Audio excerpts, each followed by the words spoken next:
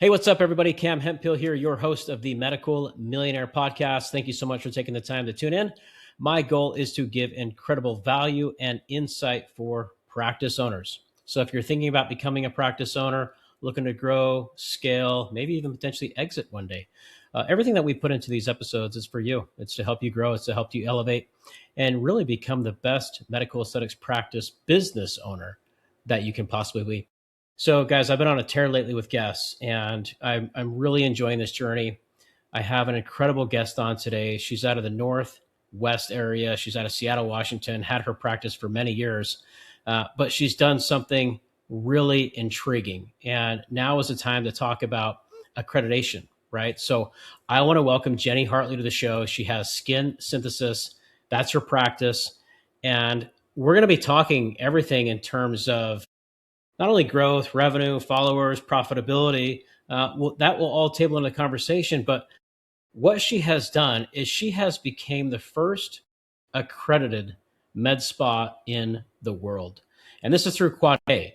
So that is a massive statement for the industry.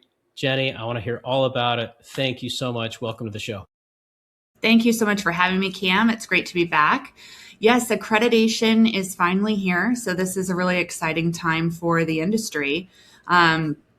Never have we ever had anything like this before, where there are established and vetted standards that med spas can take a look at and raise their bar and meet.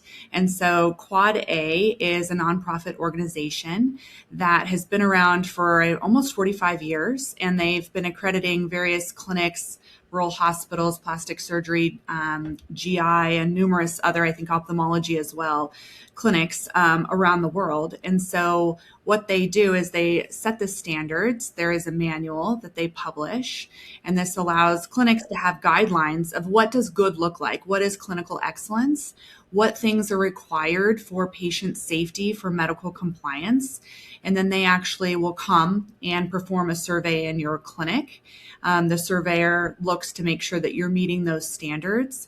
But different than hospital life, it was a very collegial process, which I think is really, really important for listeners to know, is this isn't something that you need to be afraid of. Part of this is them helping us be educated and to understand what those standards are and how to implement them. And then once you are accredited, it allows you to be kind of tapped in to their system. Part of being a Quad A accredited med spa is you actually are also reporting in any adverse events every quarter. So this is about patient safety tracking, which I think is really, really important and really levels up safety for our entire industry. And then every 3 years, they come back for a survey. On those off years, there's a self-survey that's done. So that's just at a really high level what the accreditation program is. What inspired you to want to go this direction? I've had you on the show before, and we talked about growth and revenue and scaling and systems and tech and all that stuff.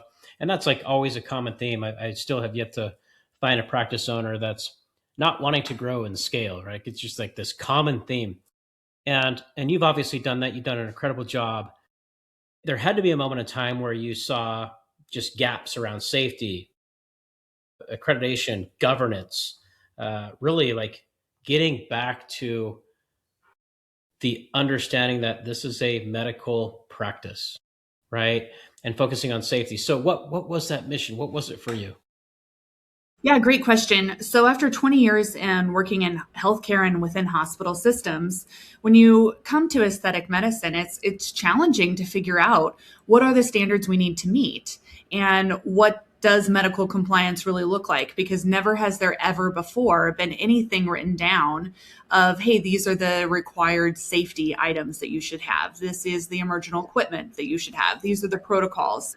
And so many of us have been trying to do that on our own already, but perhaps had gaps, the things that we just overlooked that you never thought about because there was no roadmap before.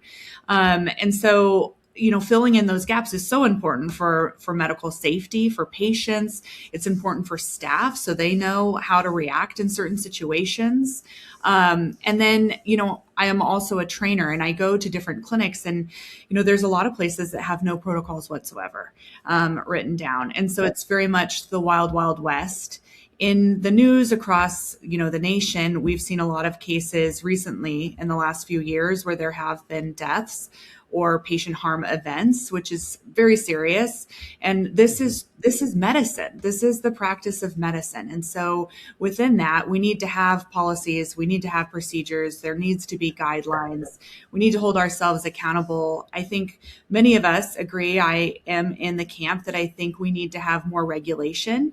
And I was excited to be a part of something that Quad A is building with accreditation, because we can be a part of this now and help create it, as opposed to legislation coming in and imposing it on us.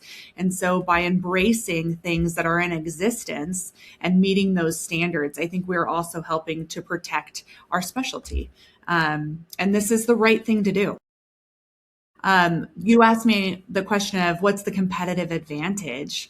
So when we look at the value of clinics, you want to make sure you have a really, really strong foundation, that you're doing the right thing. You've thought about patient safety. Your clinic has all the things it needs to operate so that it can continue, because this is about longevity, stability, and sustainability.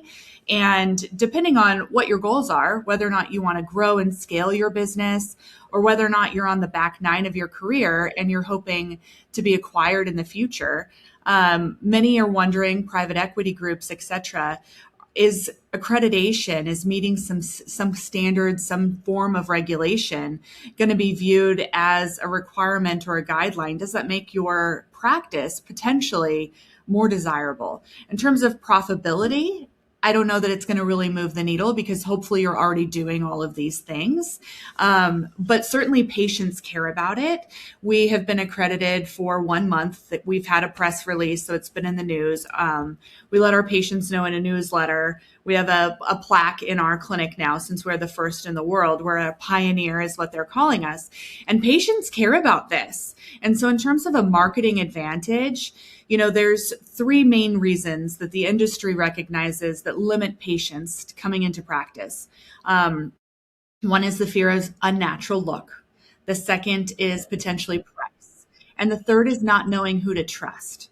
And so pursuing something like accreditation and having, a Quad A recognition matters to patients. It's going to take a while for us to potentially teach the community what that means.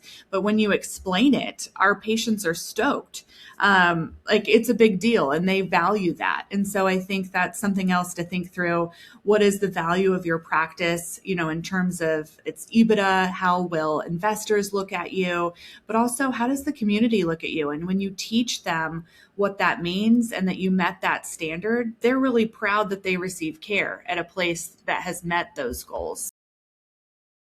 I completely agree. Like, looking at it through a patient lens, I think it's fantastic that I could say, look, I can go to a practice that has protocol of safety.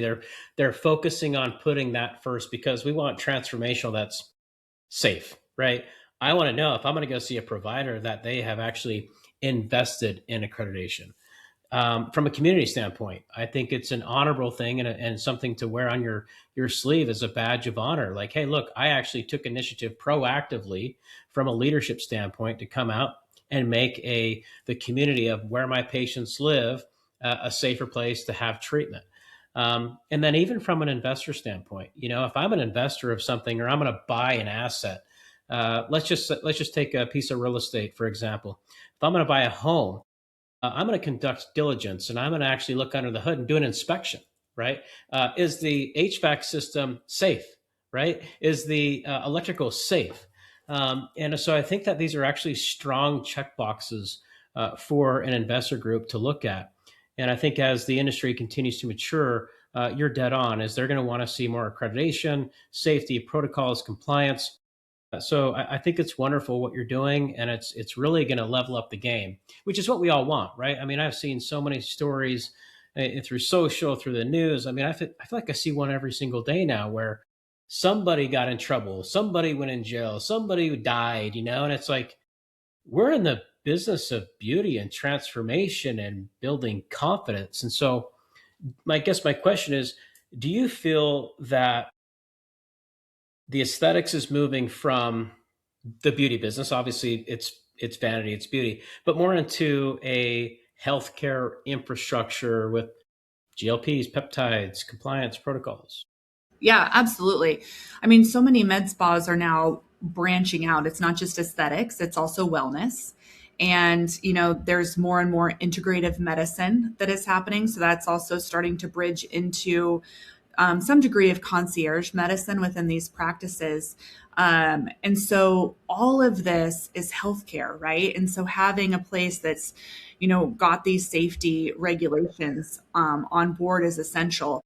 And, when we look at what's happening across the states, there's, Texas is blowing up this week with, actual murder charges from a case years ago, which is huge. And so I think we are at a place now where a lot of states are really probably going to start legislating this. Regulation is coming. And so I'm not sure that it's really a question of if. I think it's probably when. And so it makes sense to just get on board early. One of the advantages to being a pioneer is the standards are still new. And Quade has been very transparent that there will likely be changes as they evolve, because anything that's new, might need to work some kinks out.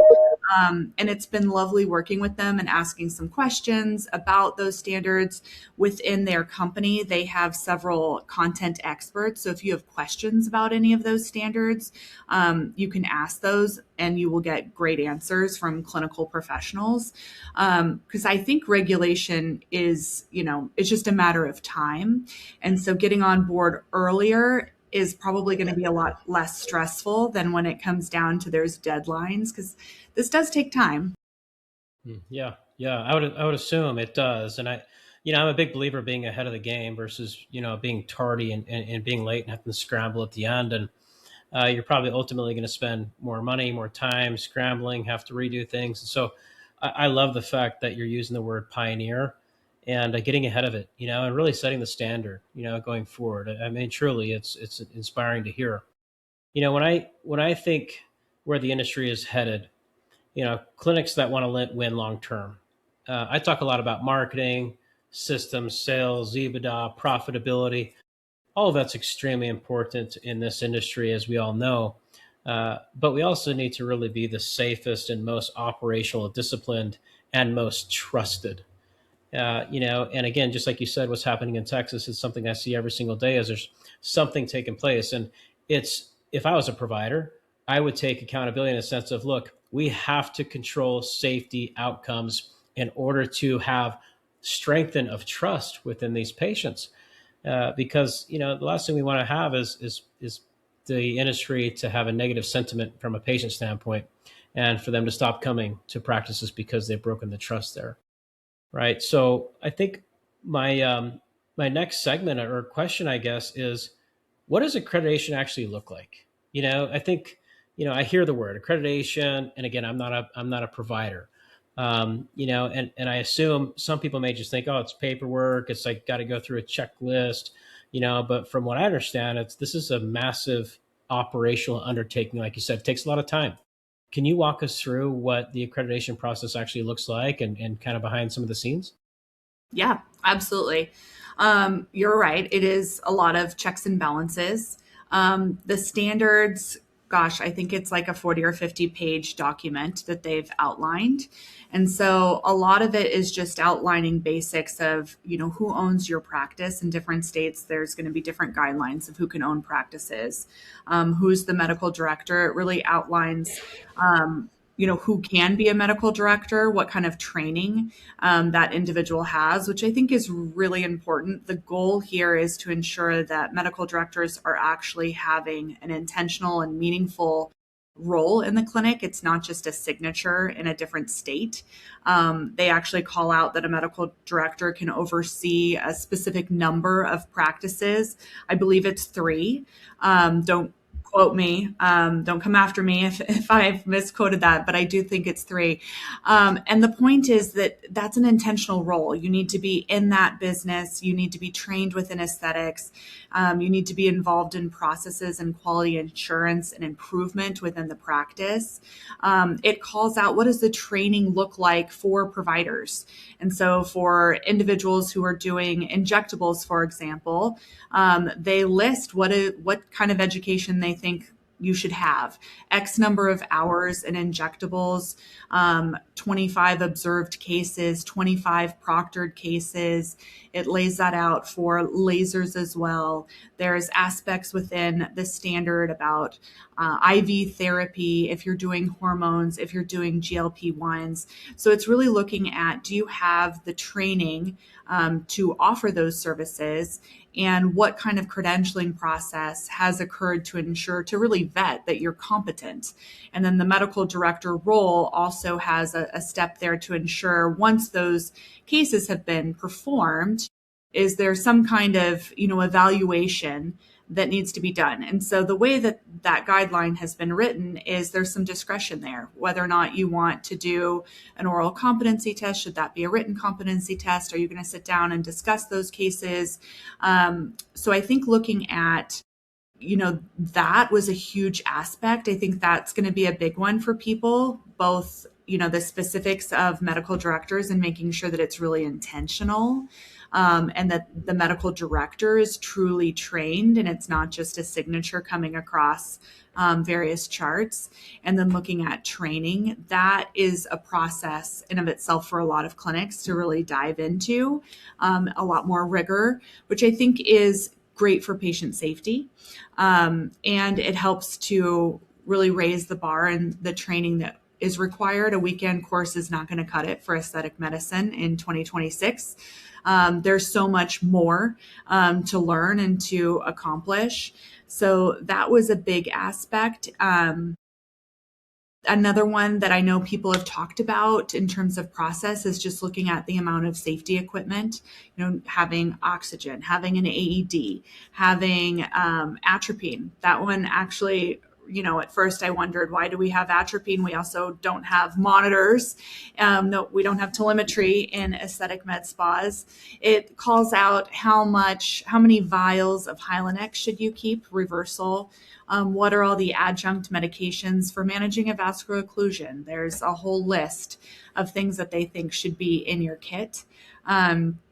So there's many processes within the standards that I think are great, that really challenge us to really button up and tighten processes internally. And so those are all some of the nuts and bolts that I think are going to be the biggest, kind of sticking points that maybe people have in their clinic already, but to what point? And there is a lot of documentation. There's a lot of very specific policies and procedures, how to prevent, burns with your laser. If you do have a complication with a burn, how do you manage it? How do you ensure that patients, sorry, I think I'm dinging. How do you ensure that patients are pre-screened to decrease their risk from having an adverse event before a laser procedure? And so a lot of those policies and procedures, I think, in my business, we had an idea, but were they as specific? So I had to write a lot of those, which was good. It allowed us to put on paper what probably should have been there before. It was just a gap. It sounds like, and that's a massive undertaking, so for the audience, you guys, I mean, it's, she put in the hard work, forward thinking, and that's really what it takes to be a true leader. Some things about owning a practice or a business that I guess I'll call sexy, right? It's how many revenue per hour, patients, the profitability, the social media, the Instagram, all the, I guess, things that the website building, right, where you can actually see the aesthetic of from a marketing lens. Maybe how many patients came in for the week, and how you build compensation models for providers, for staff. But compliance is maybe through the lens of I guess providers is it's obviously required, it's needed, but this is what I'm saying is this is a massive undertaking, and to go through it. I mean, I guess what surprised you most during the process? What surprised me most? That's a great question, Cam. So my clinic was actually part of the pilot. So when this program Okay. started to roll out, the Quad A wanted to have 5 clinics across the nation to kind of test the waters and test their standards. One of their goals was to see what's in existence now, how far off are practices operating now from these standards. And so I had been knocking on Quad A's door for a while. I knew that accreditation was coming and I wanted to be one of the first. I initially heard about Quad A from a podcast, In Touch with Terry.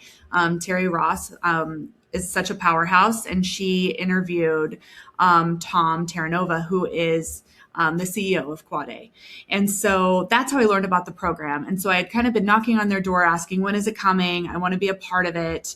If it's still in the works, can I weigh in on some of the process? In my past life in the hospital, I was on many committees to write policies and procedures. And so it's something I have experience in. And so when they got closer to publishing their standards, we were asked to participate in their pilot. And from the invitation, they gave us 10 days to prep. And so they sent me over the standards, and I had 10 days before they came to do that first survey. And part of this for them is they know that that's limited time, and it was their goal is to see what's actually happening. And if you get these standards, what does it really take for you to meet them? So when I first looked at those standards, I felt a lot of anxiety at first blush because it's an intimidating document. You open up those standards and it's like 50 pages, and it will make your heart race for a second there. But I was surprised of how close we were. I admittedly had some gaps. I had some policies I had to write. They weren't hard to write. You just had to sit down and do it. And so within that first survey, when they came for the pilot, we had, I believe, 5 citations. And a couple of them had to do with just titles and roles. Those standards have already been changed. Initially, nurse practitioners were not recognized as medical directors. That has been changed now. We are. And so I had a few dings for that because I am a nurse practitioner and am the medical director of my practice. And then some of the other dings we received, or citations is the official term.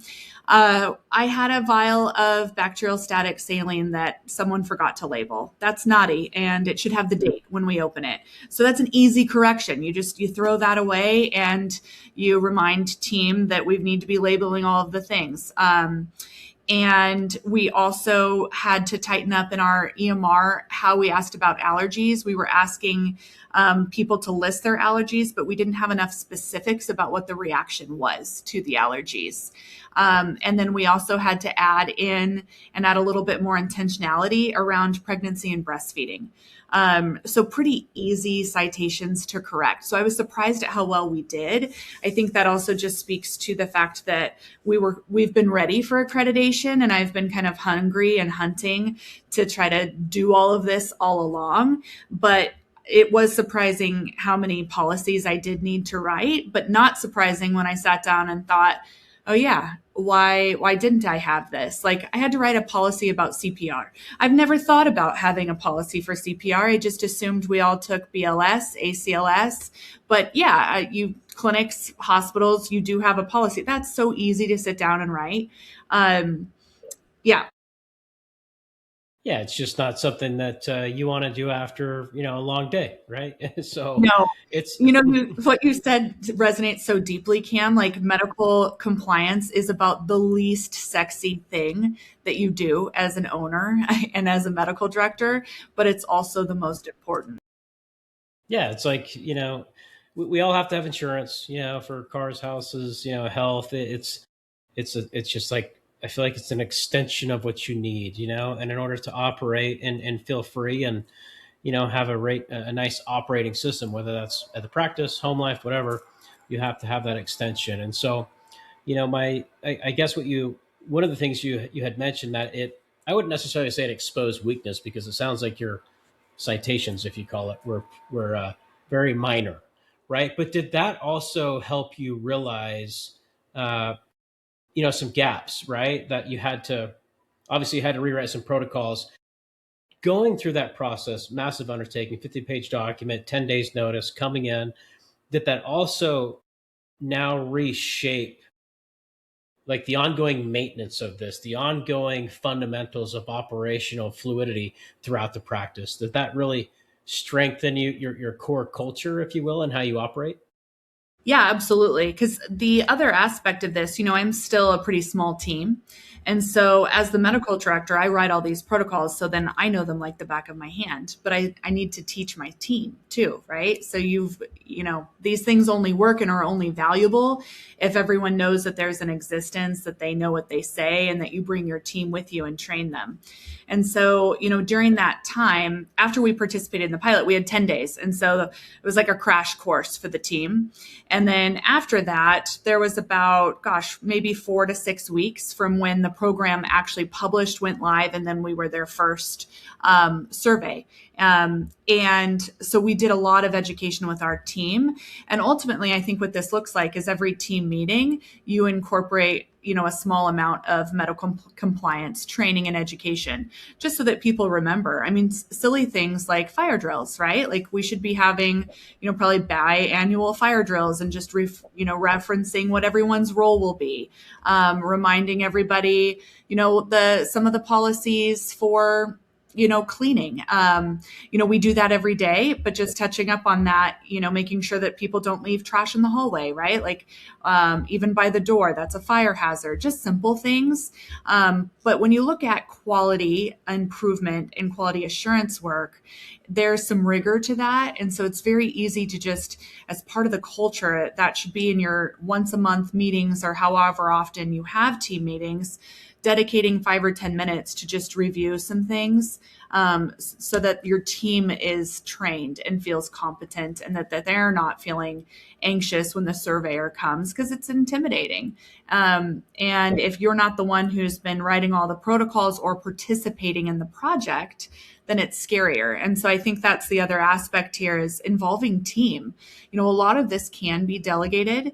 And if your team is a part of it, they'll probably value it more, and they'll know all of those policies and procedures. It is a huge lift to write them all. We're actually in process right now of copywriting those, because for many clinics, especially if you're small, it's just so much work to write policies and procedures. And if you've not done it before, it can be pretty intimidating. I know, my goal, Quad A's goal, is really just to let's level up the bar together. What's that quote? Like high tides raise all ships or something. I'm butchering that badly. But the goal is, let's raise the bar together. Let's help each other. I've written a lot of policies and procedures throughout my career. It's something that I'm very comfortable, very familiar with. So we're going to copyright those. And while that is, proprietary intellectual property of our business, that's something that I want to share, because if more clinics get accredited, it raises the entire industry and it helps us all. Yeah, to build on the team performance, and delegating, getting them involved. I can see that is a great way, like to have a safer organization would build better team performance and outlook. I mean, have you seen that ever since accreditation? Like, how has the team kind of rallied around each other and built up this theme that, hey, we have this amazing Quad A accreditation. Now we have to like up our game and live up to these standards and walk a little taller. Totally. It's funny because there are some things like, there shouldn't be any cardboard boxes with that corrugated cardboard in clinics. And the reason why is, it turns out, I've learned, insects can live in there. So it's, for cleanliness and hygiene. I had no idea. I learned that through this process. And so it was probably 2 weeks ago, someone sent flowers to our practice, and, they come in like that cardboard box, and then, with the vase in it so that they don't spill during transport. And so as we got rid of that cardboard box, I had set it up in the upper portion of our clinic to take out the trash. And one of my teammates said, "Oh, naughty, there's corrugated cardboard here." And so it was just funny. Like it's a simple example of once the team knows the things, they're immediately in tune to like, okay, these are the things we can do. These are the things we can't do. They're looking out for them. There's some pride in becoming the first accredited med spa. We all know what the rules are, so to speak, and what our guidelines are. And our team is kind of embracing and celebrating that. How did you think that's going to impact recruiting? As the team expands, as you look at provider recruitment, or new staff members. I would feel as if coming in, I'm like, okay, wow, they've gone through this amazing accreditation process. My sense is it helps recruiting, but what is your thesis on that? Yeah, that's our hope as well. When you come into our practice, we have a clear understanding of, this is the training that you're going to need as you onboard and to become credentialed in procedures. This is what that's going to look like. We have a cleared roadmap of that. How many cases are you going to observe? How many cases are you going to have proctored? We have competency evaluations, set up so that you can take those. They're all ready to go. We are a super safe med spa. Our team is really rallied around that. We have been, obsessed with offering a really high level patient experience for a long time. Our clinic is now reading the book Unreasonable Hospitality together as a book club. And really that's just about delivering amazing patient experiences and going above and beyond. And so we're trying to marry really high level, luxurious 5-star work, white glove customer service with clinical excellence. And if you have both, won't that be dynamite? Is that a place you'd want to work? That's a place you want to get care. And we're hoping that makes our practice really sticky for both our patients, but also our team. I want to hire a core group of people that want to be together for a long, long time, and who want to be a part of this as we're continuing to build and continuing to level up and becoming industry leaders.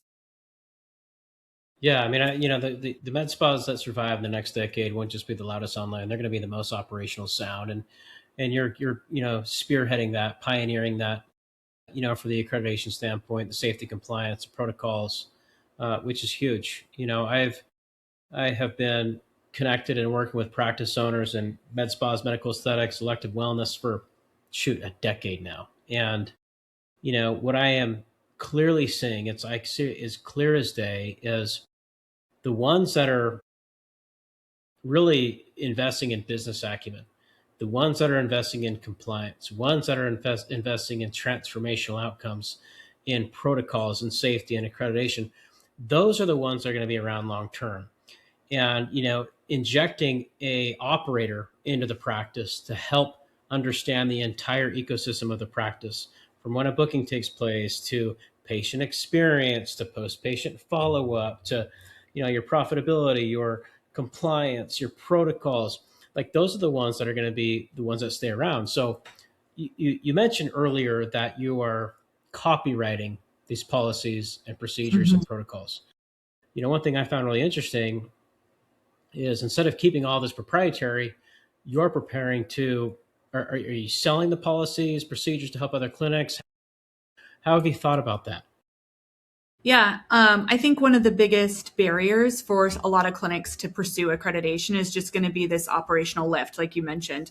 It's a lot of writing protocols. I think there's, something like 75 that I'm working to copyright. So it's a large amount of policies and procedures. Now it's not, none of them are like super complex. I think anyone could do them, but a lot of people have not done this work before. Many of us as medical directors, right, we went to medical school, we went to nurse practitioner school, you went to nursing school, and there's so many aspects of business and healthcare and administration that we just did not have formalized training for. Some of us have, some of us have acquired it along the way, but it takes a lot of time. It takes many, many, many hours. And when we think about how many hours do we have, time is our most valuable asset. I think all business owners are always trying to figure out how to get back time and how to use their time intentionally. So, if I could have, when I was going through this process, purchased some templates and, these policies and procedures, and then just gone through and edited them and really customized them for my practice and my state, that would have saved me tons of time. And so that's really what the goal would be, is can we do that for other practices? Is that a way that we can help pay this forward? So I do not want to be the only accredited med spa. I want accreditation, to become required. Honestly, I think we need regulation, and I want everyone to do this. It makes it safer for patients everywhere. So let's level the playing field. Let's, not gatekeep, and let's share these resources so that more people can do this. Yeah, I love that.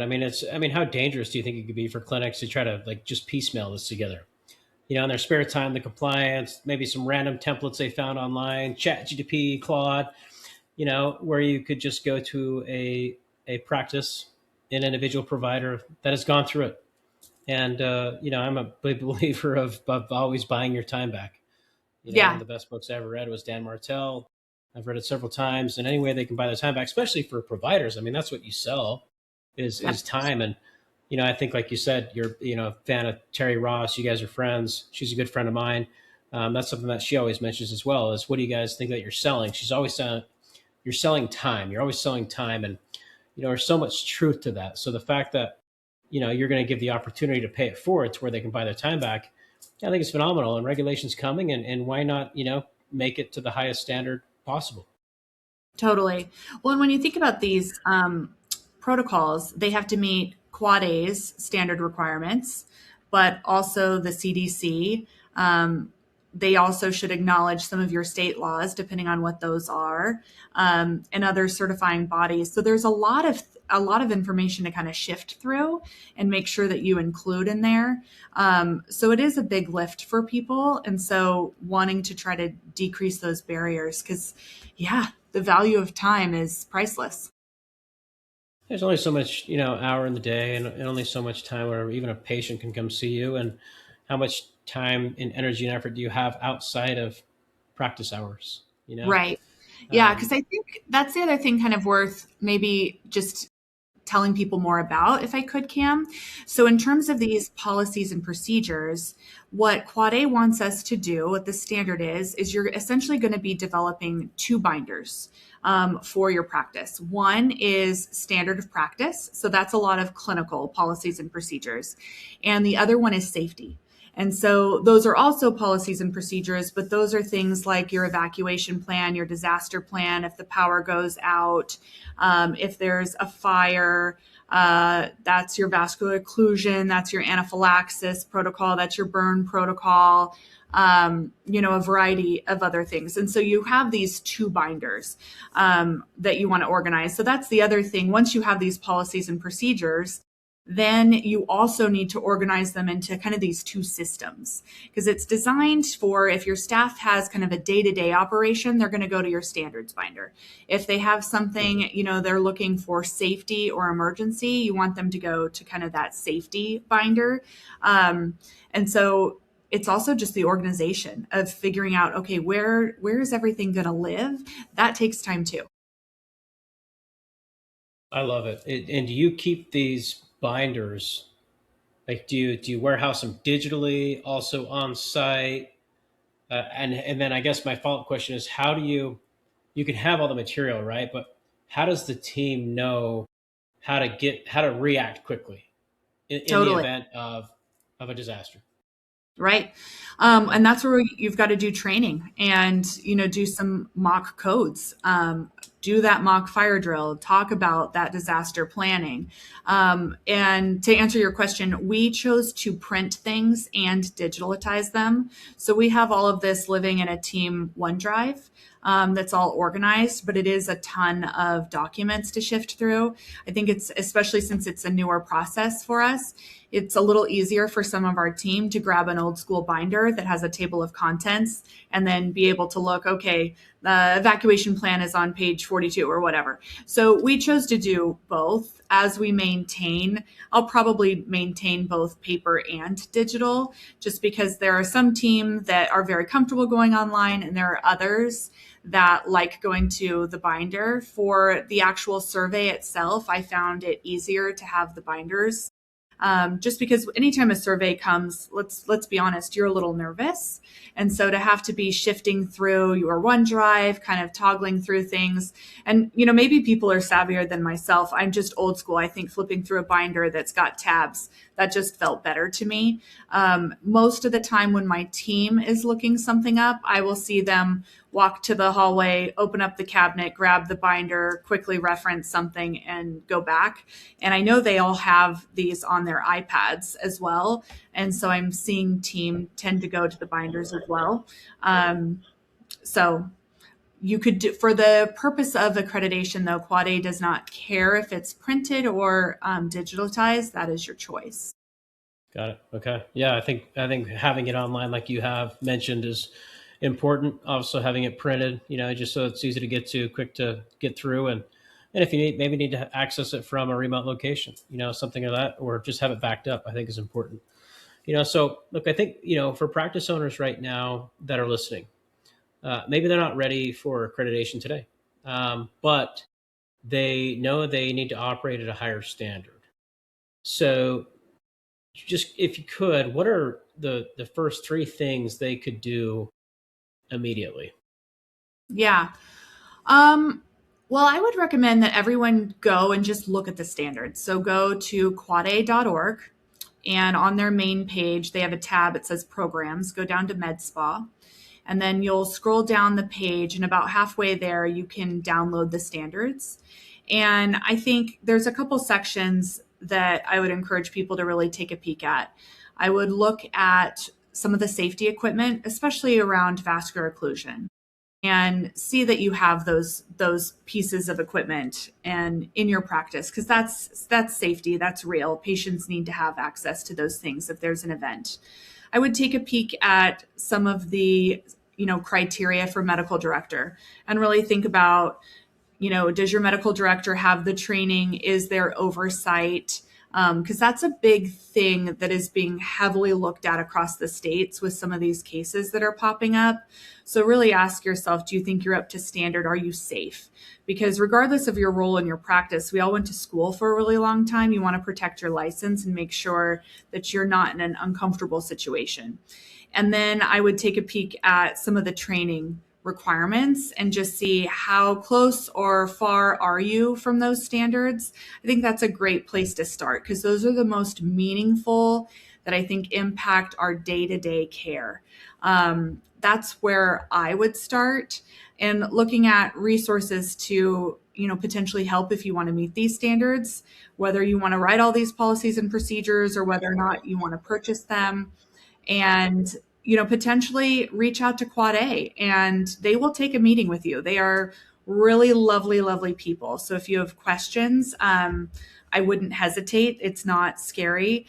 I also recommend watching or listening to In Touch with Terry's episode. She actually interviews Tom, who's the CEO. That aired on March 24th. The episode is called MedSpas Are Growing Up: Why Accreditation is No Longer Optional. It's really helpful to hear about, the Quad A program from Tom himself. He is the expert. So those would be good places to start. Yeah, I love that. I'll definitely have to turn into that episode that she had. I'd love to hear from Tom. That's fantastic. Guys, look, like she made a really good point, especially in the three areas to look at and unpack. I would encourage you guys to go do that. Reach out to them. And like she said, it's not scary. I think on one lens, you could say, oh, compliance, I don't want to reach out because maybe they're going to find something about me that I'm doing wrong, right? Well, that's the entire intent, is to let's see how we can actually deliver safety, compliance, and protocols in a more meaningful, impactful way. And so reach out. And hey, maybe you're not ready to reach out to them. You can always reach out to Jenny, right? So Jenny, if they want to connect with you, maybe they want to write you a DM. They want to inquire about acquiring some of your protocols and the policies that you are copywriting. How can they connect with you? Yeah, you can email us at info@SkinSynthesis. You can also reach out to me on Instagram. Our business is Skin Synthesis. My personal business Instagram is jha.skinsynthesis. So I'm more than happy to talk with people about the process, about resources, introduce you to anyone at Quade that might be beneficial for you to get started. Guys, Jenny's super welcoming. She's, exposed ways to connect with her, ask her questions. She's obviously leading the pack here when it comes to compliance, safety protocols. Really, the entire intent is to level up all of you, right, and to build a better community within the world of medicine and aesthetics in particular. I found this conversation very important because I truly feel that the future of aesthetics is not just about looking better. It's about building safer, smarter, more accountable medical aesthetics practices and compliance. And so, Jenny, thank you so much for taking the time to come on. I know that you have patients to see, staff to support. I know that you have to maintain the quality and compliance in the practice today. And so I'll leave it at that, guys. Go follow her, write her a note, DM her. She goes to conferences as well. So I've seen her, twice this year, and she's very approachable. So thank you so much for your time. Until next time, happy injecting.